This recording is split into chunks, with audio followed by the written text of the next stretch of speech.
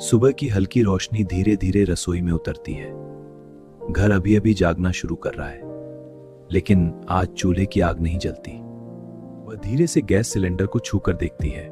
धातु हल्की लगती है। सुबह अचानक थोड़ी शांत हो जाती है। आमतौर पर इस समय रसोई में हलचल होती है। बर्तन और चाय की केतली की आवाज सुनाई देती है। आज सब कुछ थोड़ी देर के लिए शांत है। घर के अंदर छोटे कदमों की आहट सुनाई देती है। दिन हर रोज की तरह शुरू होता है। बस रसोई ही जानती है कि आज कुछ अलग है। वह खिड़की को थोड़ा और खोल देती है। बाहर गली में दिन शुरू हो चुका है।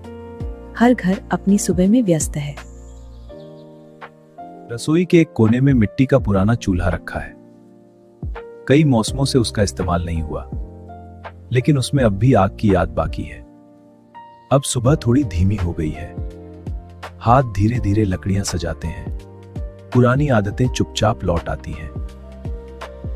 धीरे धीरे एक छोटी सी लौ जलती है। रसोई में फिर से गर्माहट फैलने लगती है। सुबह अब पूरी लगती है। केतली से भाप धीरे धीरे उठती है। आज नाश्ता थोड़ा देर से बन रहा है, लेकिन घर फिर से गर्म और शांत है। बाहर दिन धीरे धीरे आगे बढ़ रहा है। रसोई फिर से अपनी लय में लौट आई है। कभी कभी एक शांत सुबह हमें धैर्य सिखा देती है। दोपहर की धूप अब घर में उतर आई है।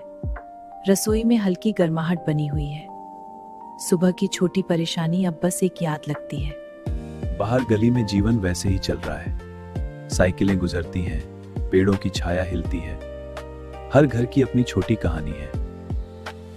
लकड़ी की धीमी आंच पर खाना पक रहा है। खुशबू धीरे धीरे पूरे घर में फैल रही है। रसोई फिर से जिंदा लगती है।